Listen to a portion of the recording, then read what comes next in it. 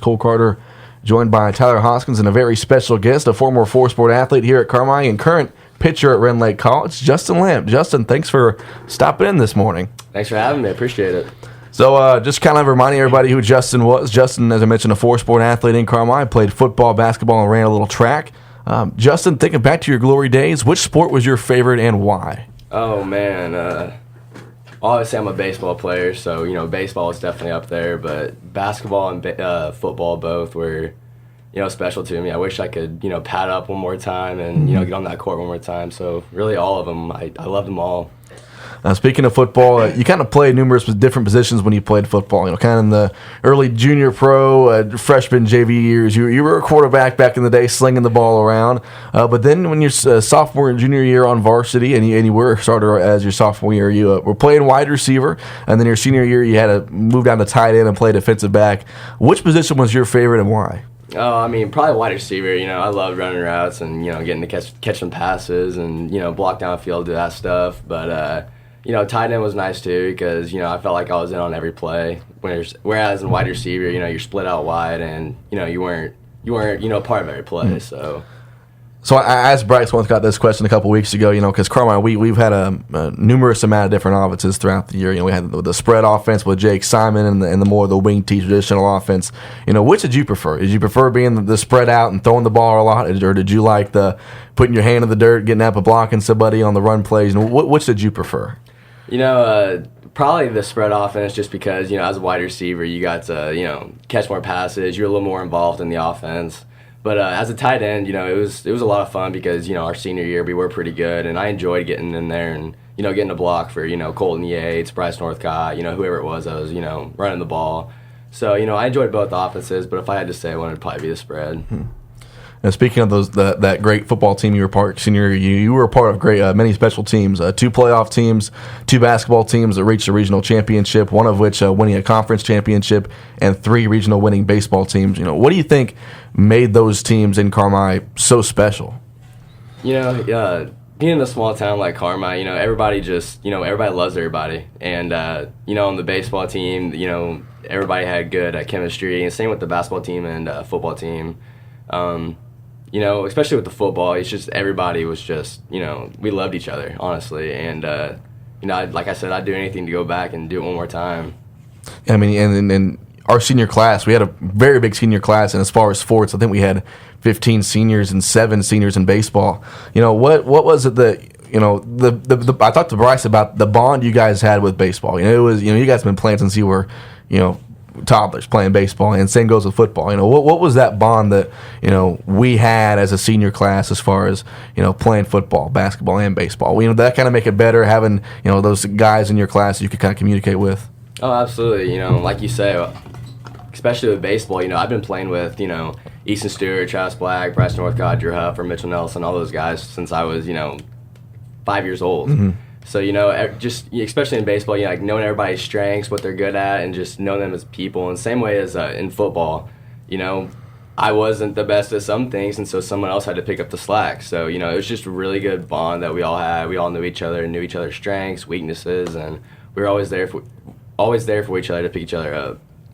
I also talked to Bryce a couple of weeks ago about his favorite memory from football, and he said a very common answer when asked that question around that time was beating El Dorado in 2016. They were the defending conference champs, hadn't lost a game in almost 2 years, and actually in that game you made the game-saving tackle on Peyton Price there at the last play of the game. What was going through your mind in that last play?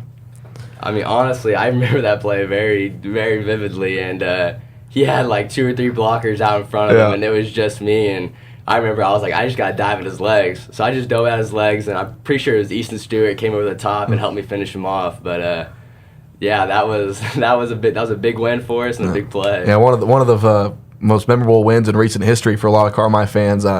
Talking about that play, El Dorado had to go, 80-some-odd yards. They were at their own 20-yard line, and a lot of teams would try to, run a hook and ladder or a Hail Mary, but El Dorado ran the traditional 24 crossbook trying to go 80 yards, and they got about 30 yards on the play. I'll never forget Peyton Price, a tremendous runner over there at El Dorado. As you mentioned, he had a couple of blockers in front.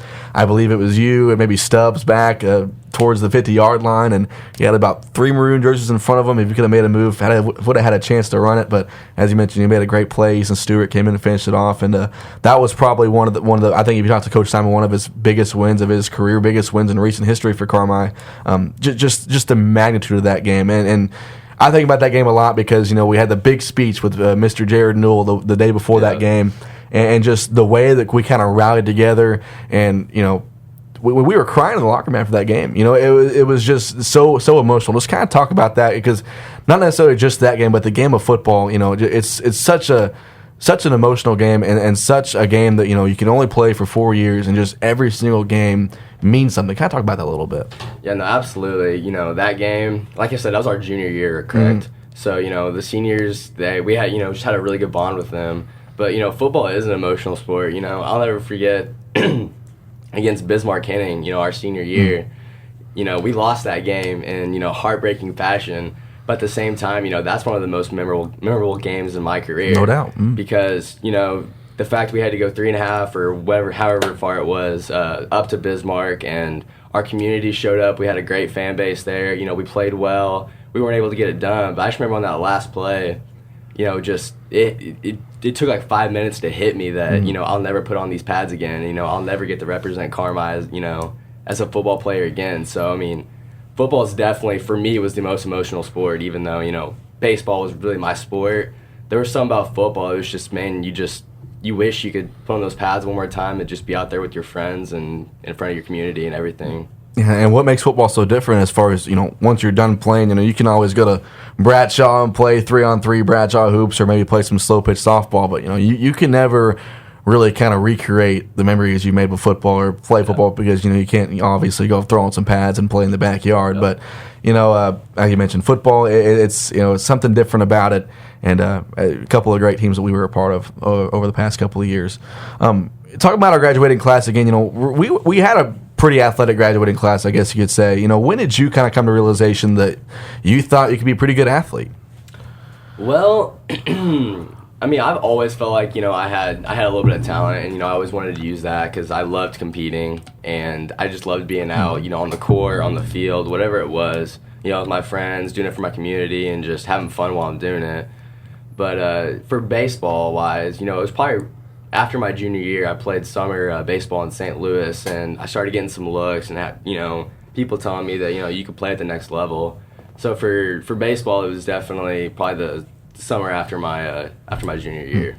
And talking to you in the past and some of your family members, you had a very big aspirations to play college baseball. What was so special about baseball that made you want to continue into your college years? Baseball was my first love. I remember playing t-ball and just falling in love with it, and then working my way up and playing with my friends and all those guys that are in our class. I love all those guys, and baseball's just always been that one sport that's always just really. I've always wanted to play a college sport, and that was baseball. So, I'm thankful I had the opportunity, and it's been a lot of fun. So you're at Rend Lake right now. You're a sophomore. Was Rend Lake kind of your first option, or were there some other schools in the mix there, but you just thought Rend Lake was the best fit? How did that work out? Yeah. So honestly, out of high school, I really wanted to play Division I baseball. Mm-hmm. And I feel like that's most everybody wants to be D1 or whatever. But I wasn't ready. I wasn't big enough. I wasn't strong enough. And Rend Lake was when I went on my visit there, they seemed like they knew what they were doing. They were an up-and-coming program, like the GRAC. You being at Wabash Valley, that, Wabash Valley, John A. Logan, Rend Lake, Lincoln It's a very Trail. stacked conference for junior college, yeah. Yeah, I faced, 8 MLB draft picks last year. Honestly, people don't realize that junior college baseball is, as good as Division I baseball. No doubt about it. So, but yeah, that's definitely the goal. Just keep playing as long as I can and see where it takes me.